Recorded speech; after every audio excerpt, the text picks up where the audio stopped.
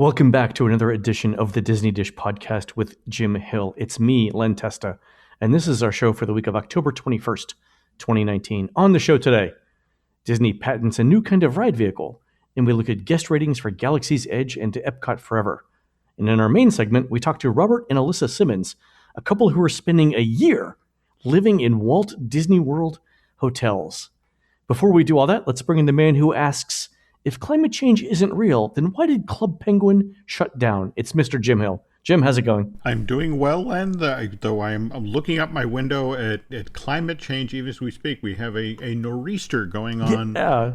Are you in New York today? Or I'm in New York today, but only for a minute. I'm heading back to Florida in time for Halloween. It's like 60-mile-an-hour winds here in the city. Particularly with the concrete canyons there. It's just sort of like you can do Mary Poppins without even trying. So Good. There's no point in bringing an umbrella out. I actually had this idea where I would use an umbrella and rollerblades to get where I was going faster than the subway. But I would have to be going only uptown. Only uptown. Well, I was thinking, what are the effect of, you'd have to be heading away from the Hudson. So, you know, like, I think unless you have things business get bad, in Queens, you know. I might miss all of Manhattan and end up by you in Vermont or New Hampshire. There we go. All right, Jim, let's do a quick shout out to subscribers over at disneydish.bandcamp.com. Thanks to new subscribers John S., M. Schmidt, and Jedi R., and longtime subscribers Alex B., C. Sternolio, and Kelly R. You know, Jim, these are the folks who recruit new birds and run rehearsals at the Enchanted Tiki Room. So if you've ever wondered why Kelly walks around with a pocket full of crackers, it's because you never know when show business will call. True story. I always thought that was because Kelly had small children, but okay, that's birds. This Same is thing. more makes more sense. Okay, Much more sense. Yeah. Yes, this is where I carry goldfish crackers for kids. Yes, exactly.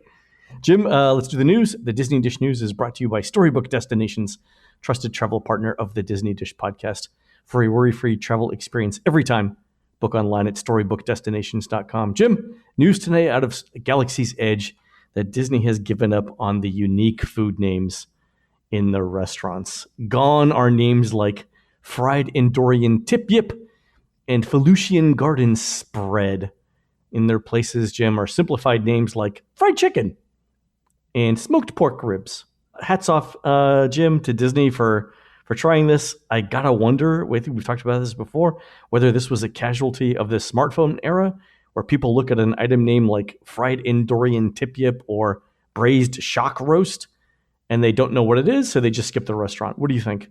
Was chatting with a friend who's working in the operations team there, and they said one of the factors actually with these name changes is the fact that people would get to the front of the line to order food, and they'd been in line the entire time looking at these names, and they'd vapor lock. What am I ordering? What is this? Star Wars Galaxy's Edge is so hyper detailed that this eventually was decided, look, this is information overload. Just give them a simple name for a simple sandwich so they can order it quickly and step out of line.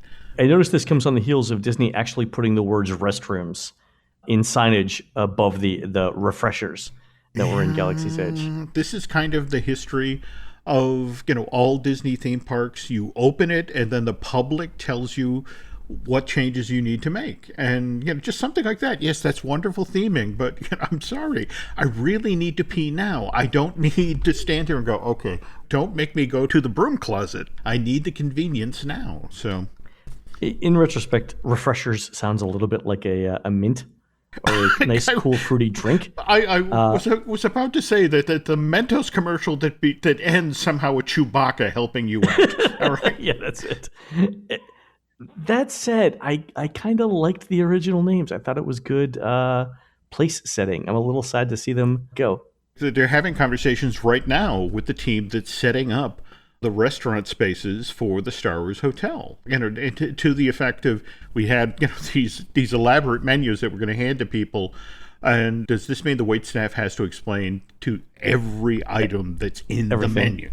You know, that's chicken, that's beef. Well, you know, on the menu though, they had the words like next to roasted Endorian tip yip salad. They had the words marinated chicken served with mixed greens. I mean, all you had to do was read the description. But you say that you had to I'm overestimating James, aren't I? There we go. All right. Fair enough. Jim, I want to talk about a new Disney patent that was just published, and it shows a new kind of ride vehicle. The patent is 2019-0302 776A1, published October 3rd. Imagine you've got an air hockey table divided into grids like graph paper. And on the air hockey table is the puck, and you're sitting on the puck in four chairs. There are four chairs, each around a center square console. Like imagine a Pac-Man console display, table-sized version with four chairs around it, all on top of an air hockey puck on an air hockey table. That's what the ride looks like. And the patent explains that there's a need for a kind of game where all the players have to cooperate to score points or succeed in the game or the attraction. So imagine you're going through this, you're on this air hockey table, right? You're riding this air hockey thing. You can steer your puck, if you will, towards things like signs on the ground that say 100 points or get more time, right? So the players have to cooperate to figure out how to do that. It sounds moderately interesting. Jim, what's Disney going for here? What kind of ride is this? In much the same way as rethinking the restaurant for Star Wars Galaxy's Edge, a hard lesson that they've learned with Millennium Falcon is these sorts of rides where people have to cooperate to have an enjoyable ride experience. Sometimes it's someone who's deliberately driving the Millennium Falcon into the ground. And when somebody stood in line for 2 hours to have this experience and it's ruined by one member of the party, this idea for an attraction has been going forward. In fact, what's kind of interesting, Len, is if you look at the setup, it's kind of a four-person take on the old flying saucers, the Luigi's. That's what I was thinking. Flying tires. But there's been, inside of Imagineering, a pivot away from these cooperative game experiences based largely on what they now have in hand for 6 months of operation of Millennium Falcon. Sometimes there are people who just enjoy crashing the Millennium Falcon into the ground. And, how would you like to be on something like this where it's a cooperation-driven game and one of the four, their idea of fun is deliberately tanking the game? Yeah, I think that's the thing that they have to worry about with all of these things, that somebody gets in and screws everything up. In an ideal world, Len, this would be terrific. They're getting all of this practical experience in regard to Galaxy's Edge. And for me, it's just going to be fascinating going forward what we see when, we get these new Star Wars lands built for Paris and Hong Kong, and the lessons they're going to take from Orlando and Anaheim and apply. It might be a less expensive second or third attraction, too. This is true. If what we're literally looking at here is that the game you're playing is you're cleaning the floors at Oga's Cantina. Exactly. Why does it smell like Mr. Clean? And what's that liquid coming out? Why are we going down Main Street? It's a game we like to call Scrubbing Bubbles. There we go. Oh my God, they should totally do it. All right, Jim, speaking of Galaxy's Edge, I want to go over the latest attraction ratings for the Galaxy's Edge attractions and then for Epcot Forever as well. So we talked earlier about how Millennium Falcon sort of had a shaky start in Walt Disney World, but the ratings have improved since then. So recall that for the unofficial guide for touringplans.com, we give out ratings by age group, and when we survey people, we ask them whether, for example, the people in the party were in preschool, in grade school, whether they're teens or young adults or over 30s or seniors. And it turns out that for every age group other than preschoolers in Walt Disney World, they all give Millennium Falcon 4.5 stars out of 5. Preschoolers, obviously, because it's an intense attraction, have a little bit lower rating, giving it a rating of 3 stars. So that's good enough for top 10 in the park. It's still outside of the top 5 attractions in the park because some age groups rate things like Tower of Terror or Rock and Roller Coaster or Fantasmic with 5 stars. So still not in the top 5 in the park. But 4.5 is not bad at all for a new attraction. So that's definitely got better. It's also got better at Disneyland too. So that's good. That's a good improvement, right? It means that as more people see it, more people like it. Yeah, that's good. I don't know if you've seen the national television ad campaign, but Spalko's Run is still front and center, though what's interesting is they have begun swapping in scenes from Rise of the Resistance. Sure, we're getting close now. We're within 2 months of it. I was fascinated to see the new mailer that Disney Destinations sent out. Did you hear about this, Len? No. Okay, it's promoting going to Walt Disney World in the winter and spring of 2019-2010. And so, okay. 2020. Okay, so think about it. All right, and I get that Disney has a sophisticated mailing operation, but I was puzzled when it arrived here at the house, and what they were using to promote that period was Mickey and Minnie's Runaway Railway, not Rise of the Resistance. The whole push of this particular promotion about getting you to book a Walt Disney World vacation, it's time to run away to the Walt Disney World Resort with Mickey. And they were specifically targeting winter 2009, spring 2020. That was when the various vacation packages were all being offered. I wonder if if they send it in October, maybe they're anticipating you're going to book in January, and at that point, Rise will be open. I guess, but the Rise just opens on December 5th. Wouldn't that be especially since this is supposed to be the next gen of all next gen attractions? Wouldn't that be the thing you'd push? I'm sure they're doing A/B testing on this, because the last Disney mailing I got actually didn't mention any attractions. It mentioned the Riviera. Interesting. So we're all being tested here. There we go. Jim, speaking of Galaxy's Edge, we also have to mention the rating for Oga's Cantina. So our latest ratings, 261 reviews of it, 81% thumbs up. That's actually much below average rating. People that we've talked to said that it's hard to get into. It's very expensive. Well, you saw the news that broke like a day or so ago that in addition to the veggie items that they're now going to start offering at like Ronto's Roaster and Docking Bay 7, that they've added a 60-day booking window for Oga's Cantina. Yeah, and now only through the app. Apparently, you can. Disney's getting rid of phone-based reservations as well. The finessing continues, Len. The finessing does continue, Jim. One more thing, Epcot Forever, the new show at Epcot.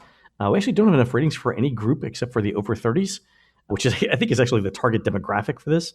So that's fine. 4.5 stars out of 5. So good start. We'll see if more people show up for it. One last thing I wanted to talk about real quick, and this is for our true Disney fans. It's Wonders of China's film may have deleted scenes.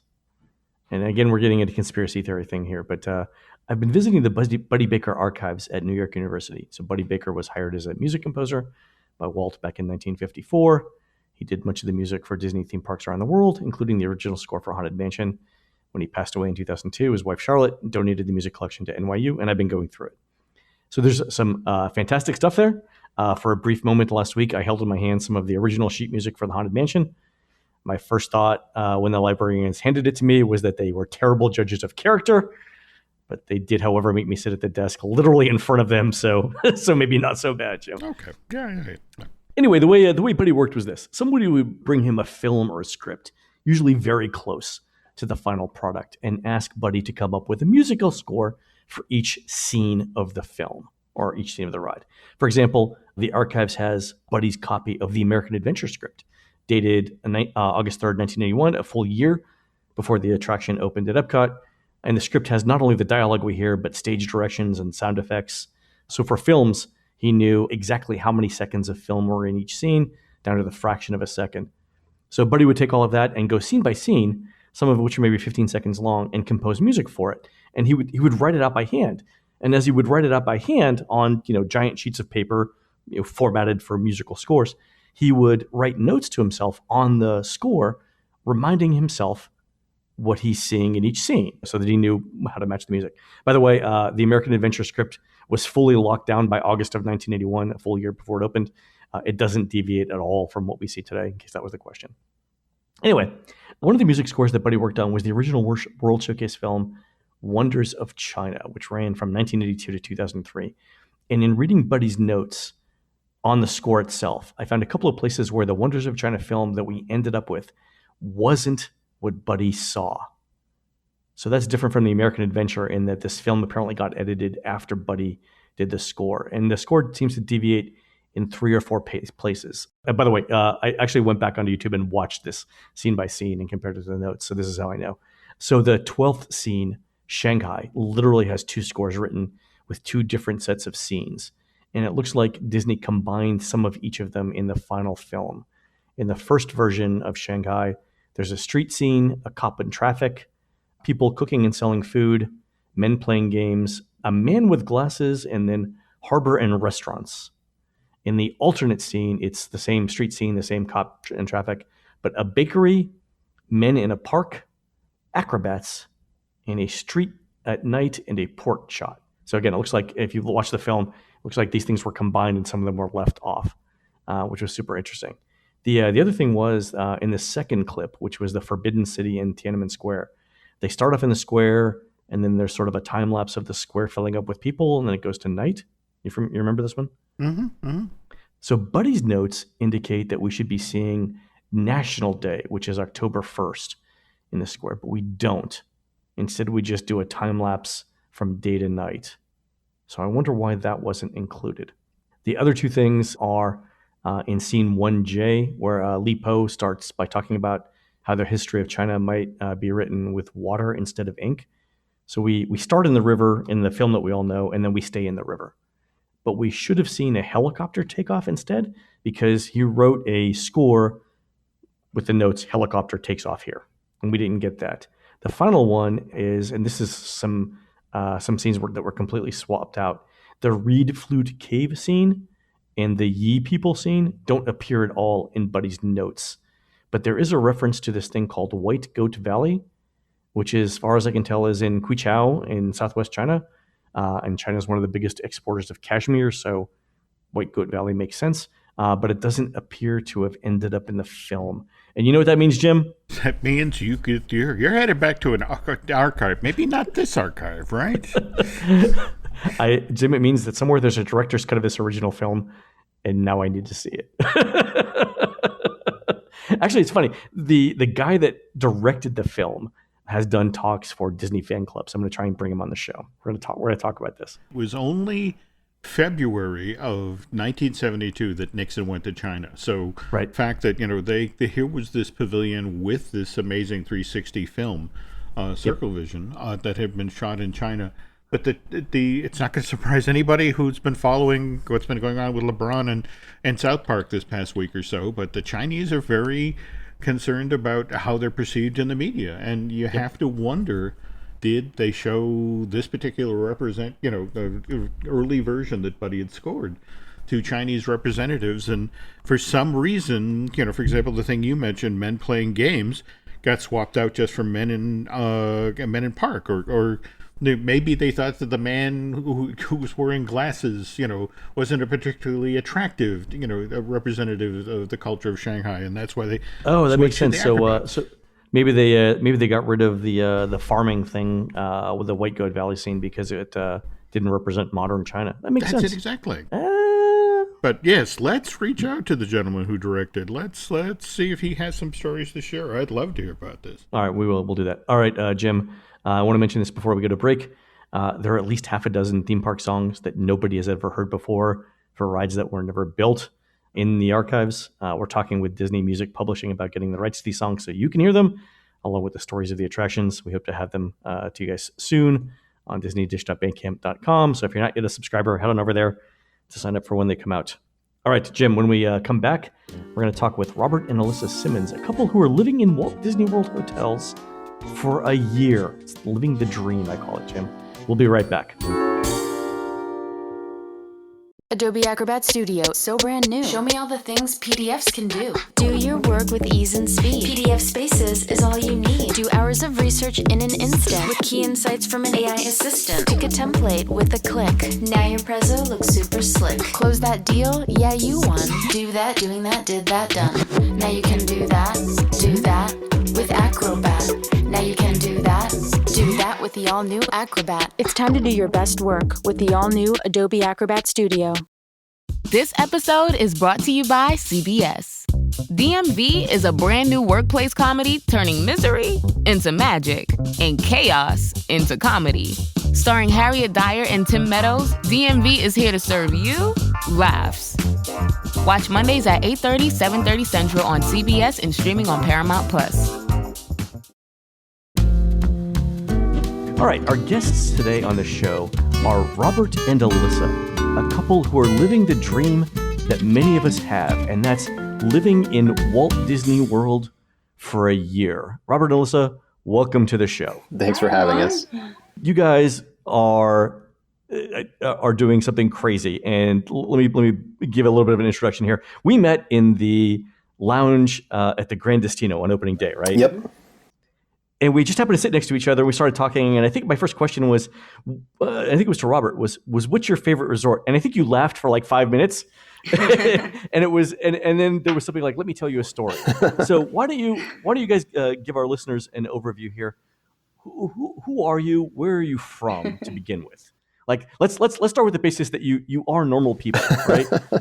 Yeah, we're not some eccentric wealthy billionaires. So where are you guys from? So I grew up in Central North Carolina, and we came down here to Disney World on vacation a couple times a year, pretty much my whole life, because I'm the oldest of 11. And this is a place where all of us could come and have something to do that we would enjoy. So I kind of grew up with that love for Disney. And then I went to Northwest Indiana, outside Chicago, for college. And that is where I met Alyssa. So I grew up in Northwest Indiana. That's where my whole family's from. And we went to college, and a mutual friend introduced us. Well, Alyssa, were you a big Disney fan at the time? So when I went to college, my family and I had gone to Disney twice. Okay. I watched more Disney movies than anything. So I had the love of the Disney movies and the songs, but I hadn't necessarily been to Disney a lot, as much as Robert's family. I guess I'm assuming you and Robert went to Disney World a couple of times as you were dating when you were first married, yes? So on our second date, I had to ask her some very important questions to see if the relationship would move forward. And the first question was, how do you feel about kids? Being that I had younger siblings that are 20 years younger than me. And the second question was, how do you feel about Disney? Because those were my two deal breakers. I thought it was a really weird lineup of questions. Yeah, Disney should come first, right? I mean, that's perfect, right? So, all right. So, what do you? So he asks you the Disney question, Alyssa. What are you thinking? Yes. So, I love Disney, and I obviously did not have that passion for Walt Disney World at the time, but he made sure that I did by the time. We went together with his family over right after Christmas one year. And then for our honeymoon, we went on a week-long Disney cruise and then went to Walt Disney World for a week right after. Nice. And how did you feel about Walt Disney World at the end of that week? Oh, I loved it. It was not like anything I had ever been to. It really was its own world. You just disappear from the rest of the world for a while. And was it the first time with Robert that you stayed on site, or did you stay on site with your family? I'm pretty sure it was the first time I'd ever stayed on site. Okay, yeah. Cool. All right, so you guys get married. You're in the middle of your happily ever after. Who came up with the idea of living in Walt Disney World? So two questions. One, whose idea was it? And then two, what kind of speech or what kind of talk do you give to the other one to broach the subject of, oh, by the way, I've got this idea? I'll start with Alyssa. Go ahead. Okay. Well, thankfully, there wasn't a huge speech because I'm not sure there's a gift big enough for that conversation. But it wasn't like one day we just came up with this idea. It was kind of a progression of realizing that Robert was working from home. Yep. And so he could work from anywhere. And we realized it one day when we were waiting for Tragical Express that we didn't have to leave. We could really stay as long as we wanted, as long as we worked. So we decided to make our next trip longer. And then it was like, well, how long can we make a trip? And then it just kind of went from there to a month, 6 months, a year. Well, what if? And it kind of turned into this crazy adventure. Wow. Okay. So you guys decide that you don't have to leave, which I love, by the way. I guess that epiphany moment where it's like, we could be here forever. You decide that you want to do it. Logistically, what happens? Because we've all got this idea, right? All of us, everybody listening to the show right now, has had the idea about moving to Walt Disney World for a year, right? Establishing residency.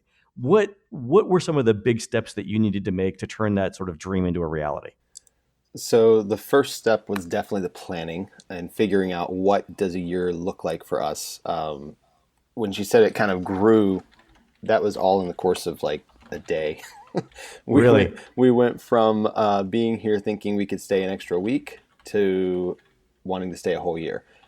And that fell to me because I'm definitely the data guy. And I was running numbers on the flight on the way home to figure out how much this would cost and how we can make it work. I should say this part I was unaware of until later on. So. Oh, really? So you had Robert, you had the numbers done. Yep. By the time we got home that evening, I had a spreadsheet with some estimates on it. Wow. All right. And so Alyssa, Robert brings the spreadsheet to you and you're like, I didn't sign up for this, or tell me more. I'm intrigued. What's your initial reaction to this? Initially, I thought he was crazy. I'm the safety person for sure, but he had the numbers to back it up, and it's kind of hard to argue with logic for the most part. And so I didn't really have a comeback from that. Like when he presents, you don't have to clean or cook for a year. Really hard to argue with that one. Like, okay. You sign me up. All right. But so you mentioned that Robert was working from home, but you were not working from home? You had a job? So I actually worked with him in the marketing agency. So cool. We worked together there. So not bad at all. So you guys are both mobile. Mm-hmm. All right. So you make the decision to do it. You have a house, right? You have a car, you have possessions. What happens to those things? Well, we had to start getting rid of them. Yeah, okay. All right. So we had, I say we, Alyssa did most of the work, but we had probably 10 yard sales in the summer of 2018 just to get rid of all the furniture we could and as much stuff as we could. And we were fixing up the house in the meantime to sell it. It was in good shape. We were just doing some cosmetic stuff to increase the value. And it was a long process. We finally made the decision to actually go for it in January of 2018. So it took us almost a year to get to that point that we were ready to go. And then you what was your start date? What start date did you guys have in mind for this? January 1st, 2019. Okay. And did you make that date? Yeah. We were here actually on the 30th, but we didn't come stay on property till the 1st. Okay. So a couple of things before we go through your stays. Did you guys come up with any sort of rules or constraints or anything around where you're staying at? I mean, obviously there are so many days in the year that you could actually stay at each resort multiple times. You could probably stay at each room category. Not about each room category, but you could be pretty close, right? You could do every room category. Yeah. Okay. So did you have any like rules or constraints around the stays, like minimum number of nights, anything like that when you got started? Any sort of preconceived notions about how this was going to work? Yes. So we didn't want to do one night just because our sanity, and that doesn't really give you a good feel for the room type or the resort. So it was a minimum of 2 nights, but we do work to do 3 as much as possible. And we didn't do any of the big suites or presidential suites, anything like that. We were mainly focusing on the ones that an average American family could enjoy when they come to Walt Disney World and what they're looking to see when they come. Oh, so that makes complete sense. So standard view rooms, studio suites rather than like, grand villas, things like that? No, we even included club level and the grand villas, but we kind of drew the line on the cash side of things at $1,000 a night.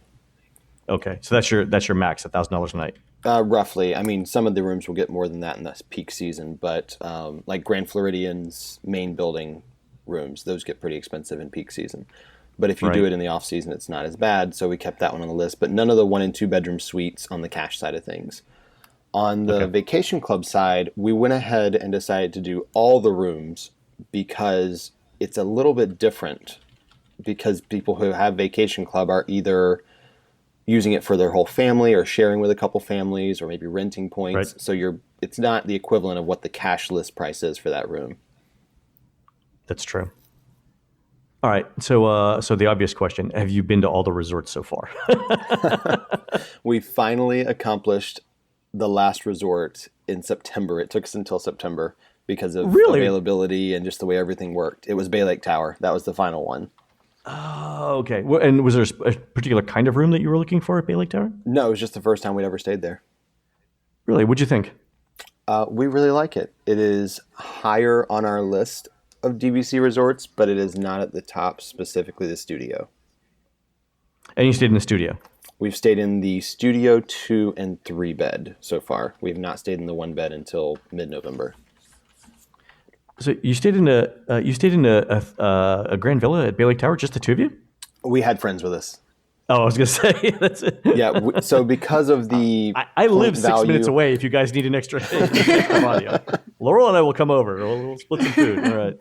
Because of the point value for the bigger rooms and the way DVC works, January and September and the first 2 weeks of December are the lowest point cost for each room. So those are the times that we've done the 2 and 3 bedrooms. And it also just happened to be the times that family and friends were coming in town. So we've shared pretty much the entire time. We've had big rooms with family and friends. Fantastic. All right. So you mentioned that Bay Lake Tower was now higher on your list. So that leads to the obvious question. I'll start with Alyssa. Alyssa, what's your favorite hotel in each category and why? Ooh, and why? Oh, that's a good one. So start with the values. We'll start with value. That's just the easiest. So value resorts, Pop Century is my favorite. You have the convenience of being able to walk to Art of Animation for different food options, and the view is just beautiful. And they have really good activities there. I really enjoy that resort. And, of course, the remodeled rooms just look amazing there. Then moderate, my personal all-time favorite is Coronado Springs. That's just my personal favorite. I like the activities there. I love the food, quick service and table service. And I also love the activities. I just love that resort. That's my actual... What are your feelings on the change to Pepper Market? She had never experienced it before. Oh. All right. Okay. There's probably a YouTube video where we can show it to you. All right. Fair enough. All right. So then moving on to deluxes. Okay. And then deluxe. Ooh, probably Wilderness Lodge. Really? What do you like about Wilderness Lodge? Well, I'll let Robert explain all that because that's his all-time favorite resort, so he has strong opinions about that one. But we do like the food and the atmosphere there and the vibe. It fits us. It's our personalities. And then the deluxe villas would have to be Old Key West. I love Old Key West. What do you like about... So Old Key West is my favorite DVC as well. What do you like about it? So they have great activities. They have the community hall. And I love just how relaxing that resort is. Just walking around it, you relax. What do you think of the refurbished rooms? Oh, they look so much better. They just feel cleaner. I noticed they added a little bit of Disney characters to the artwork on the walls. And I wasn't sure how people would react to that. What's your opinion on it? Oh, I love it. One of our favorite pictures now is Mickey and Minnie watching the sunset on the beach, holding hands in the beach chairs. It's so cute. Yeah, in general, we're big fans of having subtle Disney in the rooms because if you're paying the money to be in a Disney resort, you kind of expect a little bit of Disney. That being said, we don't want every room to be Art of Animation. Right. Good point. Yeah, you don't need the giant icons. Exactly. Yeah, but I mean, there are unnamed resorts that have hardly any Disney in the rooms at all, and it's kind of like why is it on Disney property then? I have feelings, and I know which resorts you're talking about. All right, so Robert, what's your favorite value resort? My favorite value is also Pop Century for many of the same reasons she had, but I like the food court there too. So compared to the All-Stars, except for All-Star Movies where they have the secret menu that has the cinnamon roll cheeseburger, that was amazing. I will trek over there for that once in a while because that was really good. a cinnamon. I'm not sure I've heard of the cinnamon roll cheeseburger. Is it what it sounds like? So you go to the All-Star Movies window there, and you ask for the secret menu, and they give you a ViewMaster with a secret menu inside that you click through. It's amazing, fun experience. And then the burger is just a giant cinnamon roll cut in half and a cheeseburger in the middle, just like a donut cheeseburger. I'm fascinated and horrified all at the same time. These are literally mixed emotions. So do they give you like a side of like anti-cholesterol medication when you like a needle that comes with it, like inject yourself before you eat this? They actually have a defibrillator on site. So right on site, there's somebody next to you that's just rubbing them together, like getting ready. And he did eat the whole thing. I did not eat one bite of that. I'm with you on the horrified. I did not try it. I would watch it again with fascination, kind of like the way that I would watch, like a Disney nature film where there's animals chasing other animals for food. I would look at it that way. I think it's more so he like looked like he genuinely enjoyed it. I just sat there not enjoying looking at it. So. Cinnamon and hamburger. I'm trying to think of how that would go together. Yeah, it was. I was worried about it, but it was good. All right, fair enough. And then we've learned something about the secret menu. That's good. All right, Robert, what's your favorite moderate? Favorite moderate. I also like Coronado Springs, but I think my favorite for a Disney trip is French Quarter. Coronado Springs is great, but I love French Quarter's how small it is, and everything is real close together. And then I also love their food court there.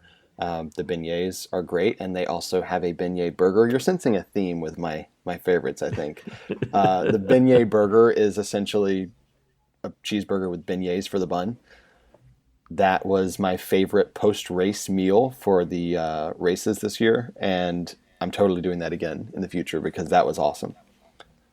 But French Quarter is very high on my list. And you also have proximity to Riverside if you want different food or want to go to boat rides for table service. So. Good point. Right. And then you can always take the boat over to Disney Springs too, right?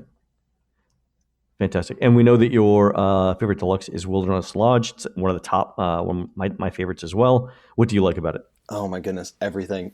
So first off, their location is close enough to Magic Kingdom that you are right there by it, but not so close that you have all the noise and the light and the distraction. It feels like you're getting away when you go back to your resort.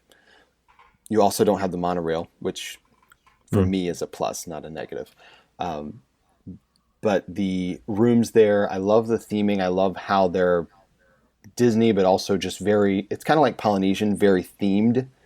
And I like that. I'm a little bit interested to see how the remodel goes when they start that. But I have a feeling they're going to keep some of that theming in there. And then just the resort itself, the layout. I like the resorts that are kind of self-contained instead of campus style. Makes it a lot easier to get to your room and all the food and everything. And then they have great food options there, which that's a big deal for me. Whispering Canyon and Artist Point Storybook Dining with Snow White is really good. And then they have that bison burger. Oh my goodness, that bison burger. out at Geyser Point, it is the best burger I've had on property. So really, the bison burger. All right, that's a tip. We're learning a lot today about food too. This is fantastic. I think the renovations that they've done at Wilderness Lodge over the last couple of years have been absolutely fantastic. The whole resort looks good. I'm not quite sold on Storybook Dining yet, only because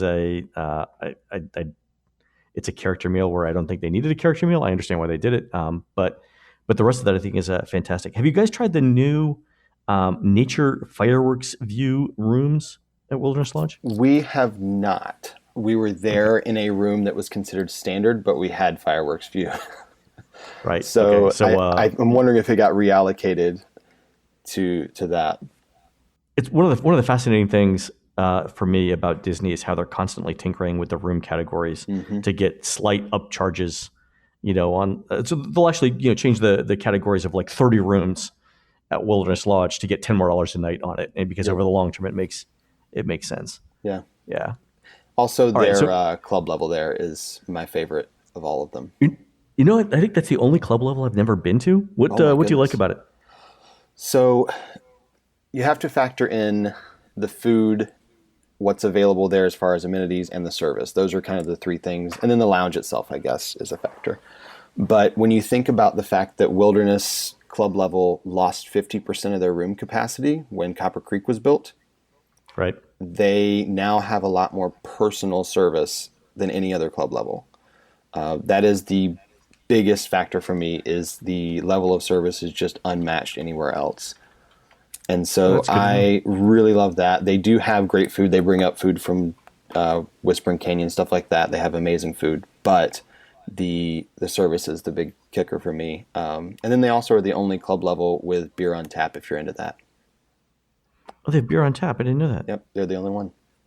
All right, I'm learning so much today. That's fantastic. All right, so I'm going to have to try Wilderness Lodge club level. What about DVCs, Deluxe Villas? What's your favorite in that category, Robert? As of right now, I think Copper Creek is probably my number one because it is the newest and the nicest. Yeah. Again, same reasons as Wilderness Lodge. It has the right location and everything, but I'm really looking forward to Riviera.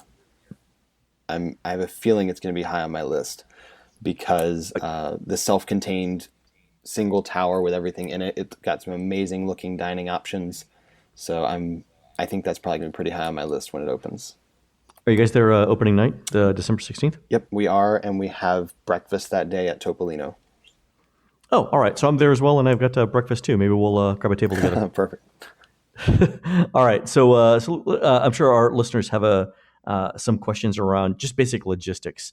Alyssa, can you tell me sort of what a typical day or a week looks like for you guys? Like the check-in, check-out process, and like how does housekeeping come in, stuff like that? Sometimes when they want to. No, so they always have to check the room. So it's just something you have to keep in mind when you're planning your day. But so it depends on the day. If it's check-in, check-out day, then it's packing up that morning, making sure we're out by 11. Even if we've been in the park till 2 a.m., you still have to leave.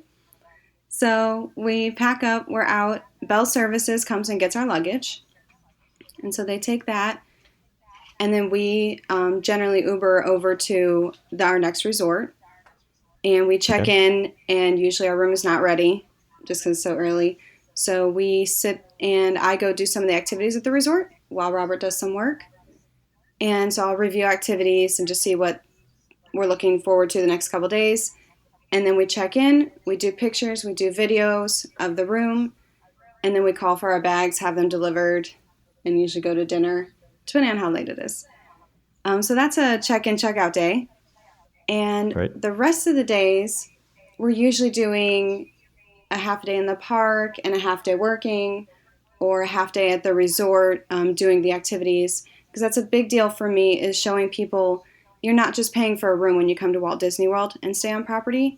You're also getting all these free activities, and so many people don't understand that or know that. So I try and show a lot of the free activities. I just did a really cute one yesterday that I haven't posted yet. So there's just so many fun activities they have that people aren't aware of. So I've really focused on the resorts, and we both have worked on showing the room, the resort, everything that's here. You don't have to be in a park all day, every day to have a good time. That's a great point, actually, because on days where let's say you're flying in from out of town and you're getting in like at 2:00, or conversely, it's the day that you're leaving, but you're not leaving until 2 p.m. or whatever. You could stay entertained at the resort that you're at, right? And Disney's perfectly happy to have you do it. What you mentioned that Coronado and Wilderness Lodge have great activities. What are some other resorts that have really good on-site activities? So Boardwalk and Saratoga both have community halls, so they have really good activities and fun things. I just did a really cute Halloween magnet at Old Key West. It was completely free. We got to put it together. It was super adorable. And let's see, Bay Lake Tower also has a community hall, so they have some really good ones sometimes. And Polynesian, they have amazing activities. Yes. They have done such a good job upping their game this year. So as far as resorts, they probably have the number one. Oh, and All Star Music actually has a really cute activity for $1 where you can make a button, a magnet, or a keychain, and the kid gets to color their favorite character, and then they turn that into a little keepsake they can have, and it's $1. So just little things like that's that. nice. Yeah. Oh, that's fantastic. All right. So I have a couple of logistical questions. How do you get mail and do laundry? So the mail, we opened a box at the UPS store. There's one near Disney Springs. So that is where we open that up. And we go get that every couple weeks usually. We went more often when we had a car, but now that we don't, we go and get it a couple weeks at a time. And then laundry, if you are in a vacation club villa, it is in the room. And if you're in a studio, you have it for free. So we've done our best to do laundry when we're in our vacation club rooms, but there have been times that we had to go ahead and pay for laundry. And so we have to pay like $6 for a load to do a load at the resort. How you have all of your worldly possessions with you. How much laundry are we talking about here? Several loads. Several. I envision, like those bags that hockey players carry when they're going to games. Yes. I envision you guys each with like 4 of those. Yeah, we have, with clothes, I think we have 6 suitcases. So if everything were dirty at once, then yeah, it'd be a lot. That would be a lot. And so you've each got 5 or 6 suitcases? No, I have 2, 3. I have 3. Okay. All right. When you check into a resort, is it like seeing old friends again? Do you know everyone that's there? It depends on the resort. So a lot of them have recognized us pretty frequently at this point, but a lot of them don't know who we are. And I mean, it depends on the cast too. If we're there in the morning or the evening, it's different people. But we do have a lot of friends at a lot of the resorts, so it's always fun to go back and be like, hey, we're here. So we have fun with it. Oh, that's nice. All right. Besides the mail and the laundry, I've got a question for each of you. I'll start with Alyssa. Alyssa, what do you miss most about living in a regular house?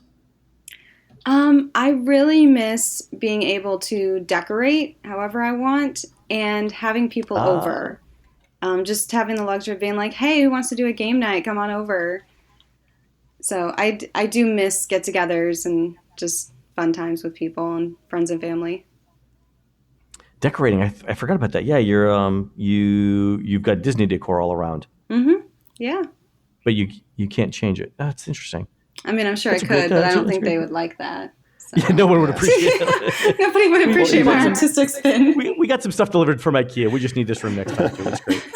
Well, even before we moved, we had every holiday she decorated for. And so to not decorate for a holiday is really weird for us. So we're trying to figure out what we can do for Christmas that will work, like a small Christmas tree or something. Have you camped at Fort Wilderness yet? We have done the cabins, and we are staying at the campground in just a few days. 5 days. Ooh, what are the temperatures going to be like? Still hot. Oh, okay, all right. Because I've actually camped in December where it gets to like 40, and that was an adventure. But yeah, I would say you could decorate your campsite if you stay long enough. But I don't know that I would recommend that. Yeah, just 3 nights. All right, Robert, what do you miss the most?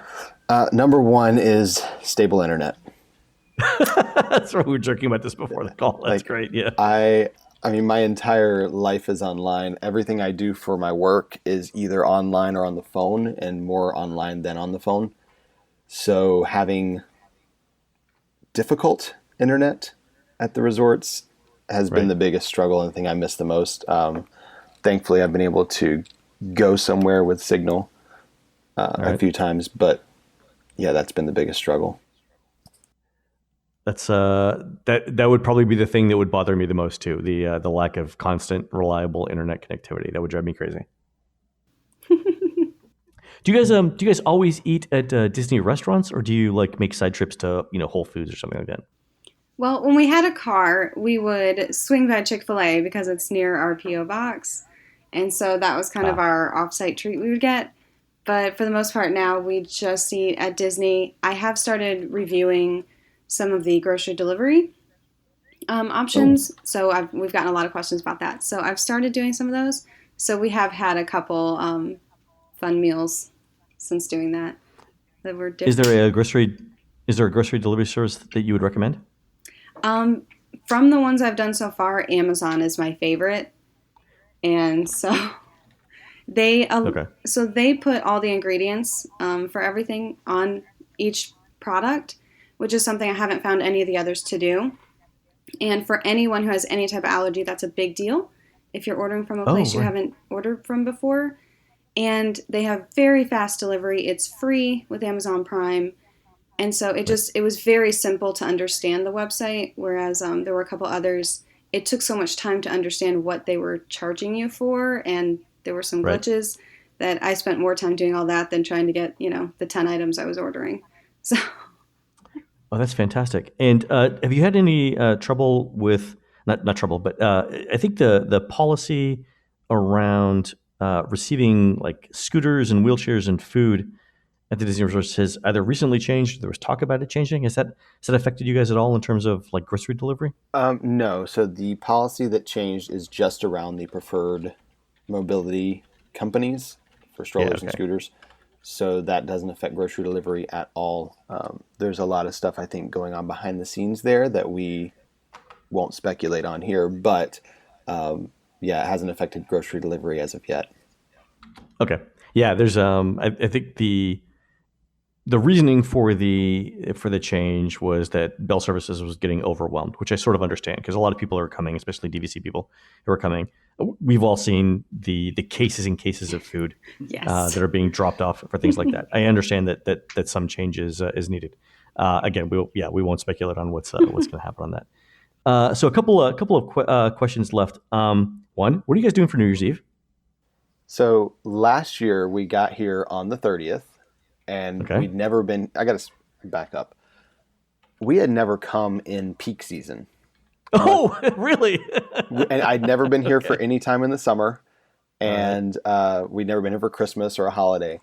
And we knew it was going to be insane, but we were ready for it. So we came and spent New Year's Eve ringing in the new year at Magic Kingdom. Had a spot right in front of the partner statue. I camped out for 8 hours with that spot. So that was our New Year's Eve experience at Magic Kingdom. That was not the whole experience. He's being kind. There was a lot. It was crazy. We have really some crazy stories from that day. Like I can't even. Yeah. New Year's Eve at the Magic Kingdom is such a completely different experience from any other day of the year. It's almost like it's its own park on that day. It was a very interesting experience. But I've done a few of them. You've done it. We don't have to do it again. Ever. Where did you stay for New Year's Eve? Where was your hotel? So New Year's Eve we were not in a resort because it was still 2018. Oh, so you guys had to go back to your hotel. Yeah. So January 1st we checked into Old Key West. That was our first stay this year. My all-time favorite New Year's Eve tip is stay at Bay Lake Tower so you can walk home or the Contemporary. Yeah. Absolutely. Because getting out of the Magic Kingdom, especially if you want to leave like right after midnight, it's utter chaos. Yeah, when we left Magic Kingdom, we walked to the Contemporary to get on the monorail to go back to Epcot where we parked. Yeah, that's actually probably a better idea than trying to get a cab. Yeah, definitely.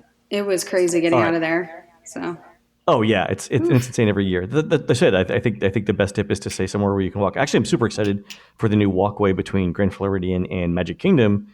Because that'll open up another resort that you can stay at without having to rely on transportation. All right, so final question. What are you guys going to do with this experience when you're done? So we do have some stuff we're working on behind the scenes. We will still be doing a lot of Disney stuff, especially trying to keep up with the room tours and whatnot. But we are already planning, hopefully, to go to Disneyland next year. And we do have a trip planned to Aulani. So that'll be fun. Disney's best resort. Yeah, so that'll be fun because we've never been. So that'll be new for us, a whole new experience. And we'll be able to do room tours there for everyone. And we do have a Hawaii cruise booked as well, a Disney Hawaii cruise, I should say, for Disney Cruise Line. Oh, is that Vancouver to Hawaii? We're doing Hawaii to Vancouver. Yes. So we're Hawaii to Vancouver. Okay. I've done the opposite. I've gone Vancouver to Hawaii. It's a fantastic cruise. We actually have a lot of friends on the Vancouver to Hawaii, so we're apparently on the wrong one because We know so many people. But we'll meet new friends, so it'll be great. We love the Disney cruises, the camaraderie, the fun, the atmosphere. It's totally different. It's really good. So That's fantastic. yeah.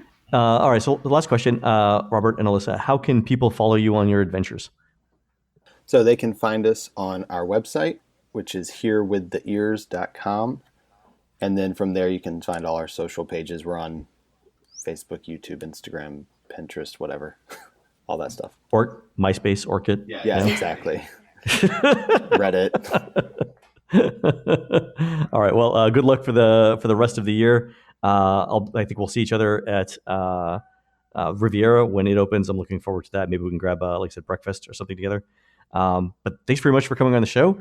I think what you're doing is fantastic, and like I said, it's the dream of many of our listeners. Hats off to you guys for attempting this, and good luck going forward. Thanks so much. Thank you. Thanks Thank you for having us. Yeah. All right, folks, that's going to do it for the Disney Dish Show today. Please head on over to... Wait. Did they talk at all about what they're doing with all of the little soaps? And... They did not, Jim. They did not. I didn't even ask the question. Okay. I didn't even... Sorry. Just... I for personal reasons. Okay, please carry on. So. All right, folks, that's going to do it for the Disney Dish Show today. Please head on over to disneydish.bandcamp.com, where you'll find exclusive shows never before heard on iTunes. We're produced fabulously by Aaron Adams, who's a judge in this weekend's turnip growing contest at the Gillfeather Turnip Festival in Wardsboro, Vermont. Pro tip, kids, keep the greens attached for better looks. While Aaron gets his turnip criteria together, please go into iTunes and rate our show and tell us what you'd like to hear next. For Jim, this is Len. We'll see you on the next show.